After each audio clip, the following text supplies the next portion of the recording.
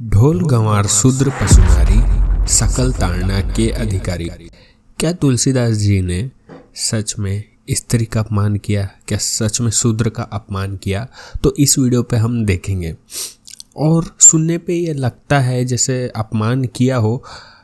आप ये पूरा वीडियो को देखना, तभी आपको इसका कॉन्टेक्स्ट समझ में आएगा। ठीक है, सुनने में सच में ये ऐसा लगता है ढोल गंवार शूद्र पशु नारी सकल ताड़ना के अधिकारी। ऐसा लगता है जैसे मारने पीटने की बात हो रही है ना, काफ़ी भयानक सा लग रहा है। पर हम लोग इसको डिकोड करते हैं और वीडियो के लास्ट तक आप लोग समझ जाओगे कि क्या फैक्ट है, क्या सच में डिसरिस्पेक्ट किए कि नहीं किए, वो हम समझेंगे। इस चीज़ को समझने से पहले मैं आपको थोड़ा आसपास का सिचुएशन बता देता हूँ कि देखो, लंका तक जाने से पहले, राम सेतु बनने से पहले राम जी समुद्र देव से परमिशन मांगते हैं। ठीक है, राम जी तो कुछ भी कर सकते थे, पर वो समुद्र देव से परमिशन मांगने के लिए बैठते हैं। 3 दिन तक करके साधना करते हैं, तपस्या करते हैं और समुद्र देव कोई रिस्पॉन्स नहीं देता।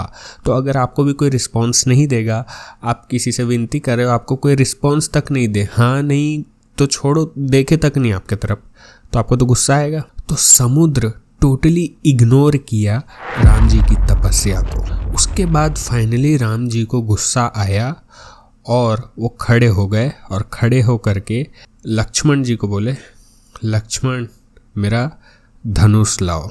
और धनुष पकड़ करके धनुष को ऐसे खींचे और बोले, भय बिन होए न प्रीत। भय बिन होए न प्रीत का ये मतलब है, जब तक किसी को डर नहीं लगता ना, तब तक किसी को ना तो प्यार आता है ना तो सामने वाले का वो सोचता है। भय बिन होए न प्रीत का एक छोटा सा एग्जांपल देता हूँ।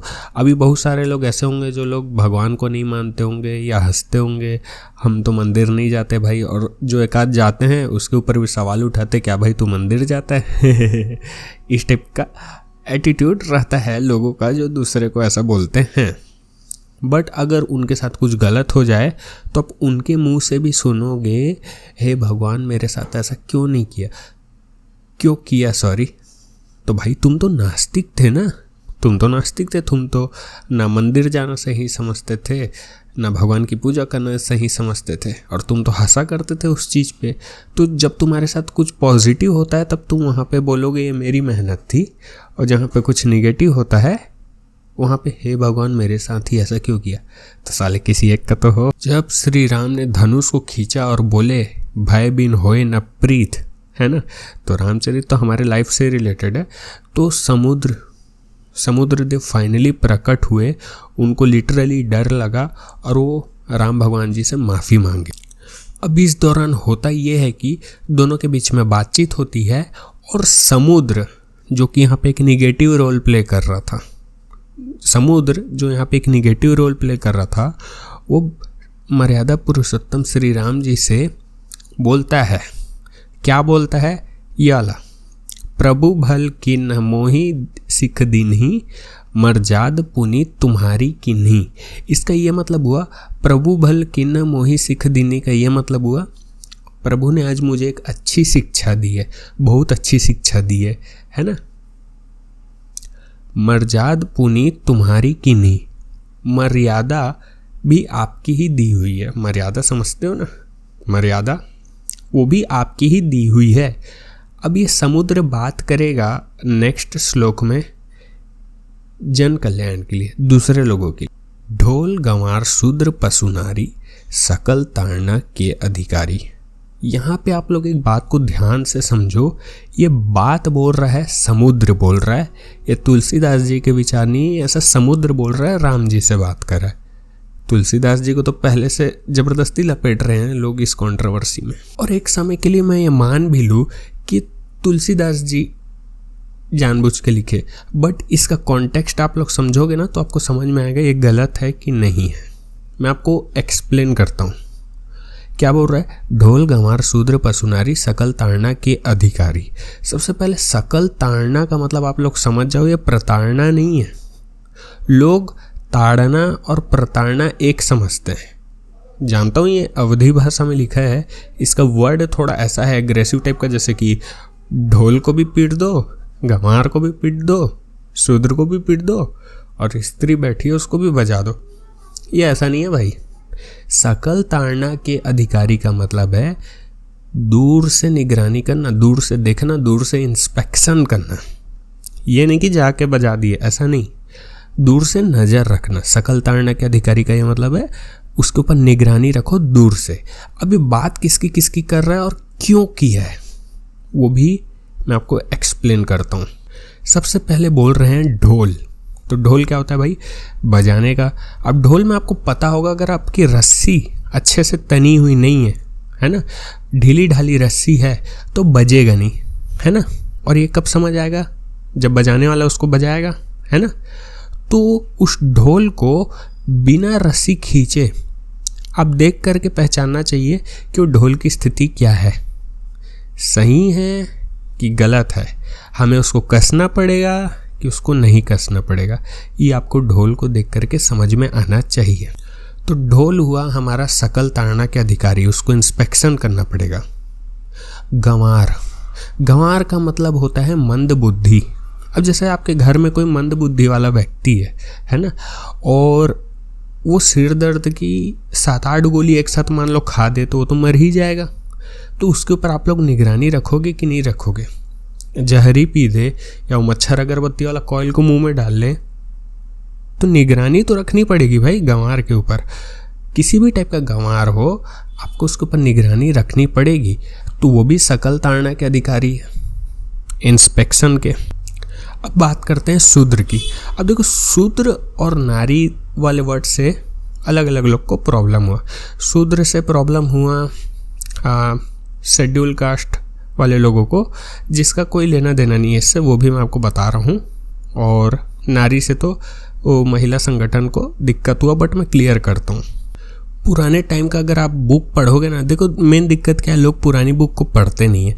पुरानी बुक पढ़ोगे तो आपको शूद्र का मतलब समझ आएगा, जो किसी की सेवा करता हो, जो अपना पेट पालने के लिए, जो अपना घर का चूल्हा जलाने के लिए, रोटी पकाने के लिए, किसी के लिए काम करता हो, वो आता है शूद्र की कैटेगरी पे।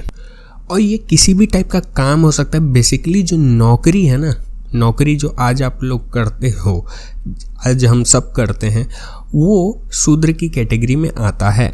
आप किसी भी प्रकार का काम करो, आप किसी की अगर सेवा कर रहे हो तो शूद्र की कैटेगरी में आता है। और आपका इसमें वर्ग कोई सा भी हो, ब्राह्मण हो, क्षत्रिय हो, कायस्थ हो, कुछ भी हो, ये कार्य के हिसाब से देखा जाता है। तो पुरानी बुक के हिसाब से शूद्र को वो बोला जाता है। अब कुछ लोग बोलेंगे शूद्र का मतलब ST SC या OBC इसको टारगेट कर रहे हैं। नहीं, भीमराव अंबेडकर जी ने भी इस चीज़ को क्लियर किया है कि जो रामचरितमानस में या पुराने बुक में जो शूद्र लिखा है वो आज के शेड्यूल कास्ट वाले लोग नहीं हैं। तो ये चीज़ उन्होंने तक के क्लियर कर दिया है, तो बाकी लोग काहे उछल रहे हैं भाई इतना। और फाइनली यहाँ पे नारी की भी बात बोले हैं, तो नारी का भी ख्याल रखने की बात बोले हैं। सिर्फ देख करके पहचान जाओ कि उसको कोई तकलीफ तो नहीं है ना। इसका एक और मतलब निकलता है कि एक नज़र रखो कि कोई गलत रास्ते पे तो नहीं जा रहा है, ठीक है। एक नज़र रखो दूर से, मारने पीटने की बात नहीं हो रही है। बस इसमें ये बोला गया है ढोल गंवार शूद्र पशु नारी सकल ताड़ना के अधिकारी। ढोल के ऊपर नज़र रखो कि वो अच्छे से काम कर रहा है कि नहीं, सिर्फ नज़र रखो, कोई प्रताड़ित तो रताड़ित कुछ नहीं कर रहा है। गंवार के भी ऊपर नज़र रखो। शूद्र जो काम करने वाला है। अब मैं आपको इसका एक एग्जांपल देता हूँ।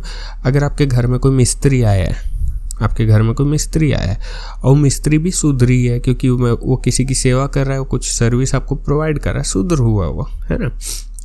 तो क्या आप लोग उसके ऊपर नज़र नहीं रखते क्या?